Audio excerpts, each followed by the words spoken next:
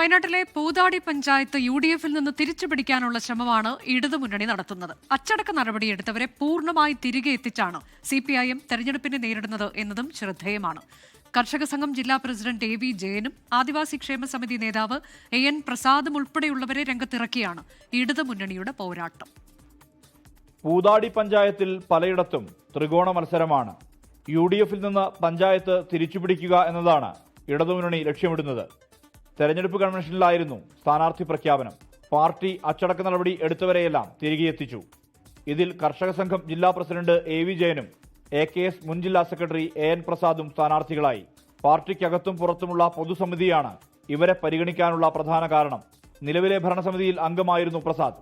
തെരഞ്ഞെടുപ്പിനെ ഒറ്റക്കെട്ടായി പാർട്ടിയും മുന്നണിയും നേരിടുമെന്ന് AV ജയൻ.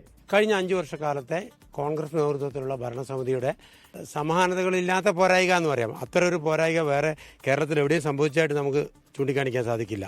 അവരുടെ സമാനതകളില്ലാത്ത പോരായികയും കൂടി അതിൻ്റെയും കൂടി വെളിച്ചത്തിൽ ഉറപ്പായിട്ടും ഇടതുപക്ഷ ജനാധിപത്യ മുന്നണിയുടെ വിജയം ഈ പഞ്ചായത്തിൽ സുനിശ്ചിതമായിരിക്കുമെന്ന കാര്യത്തിൽ യാതൊരു സംശയവുമില്ല.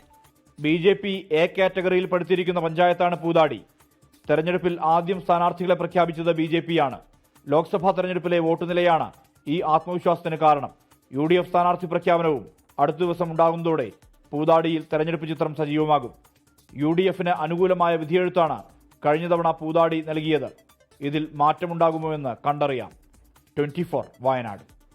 ലോകത്തെവിടെയായാലും ഏത് സമയത്തും 24 വാർത്തകളും ഓഗ്മെന്റഡ് റിയാലിറ്റി പാക്കേജുകളും എക്സ്പ്ലെയിനറുകളും വിശദമായി കാണാൻ ഞങ്ങളുടെ YouTube ചാനൽ നിങ്ങൾക്ക് സബ്സ്ക്രൈബ് ചെയ്യാം.